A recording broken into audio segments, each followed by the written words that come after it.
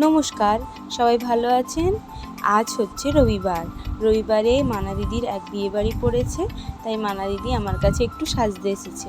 প্রথমে শাড়িটা পরিয়ে নিয়েছি এবং তারপর চুলটা বেঁধে দিয়েছি, আর এইবার করছি মেকআপটা হয়ে যাওয়ার পর পুরো লুকটা তোমাদের সাথে শেয়ার করছি। আর ছোট্ট একটি ভিডিও, তোমাদের কেমন লাগলো কমেন্টে জানিও এবং লাইক, শেয়ার, সাবস্ক্রাইব করে পাশে থেকো। দেখতে থাকো ফুল ভিডিওটি।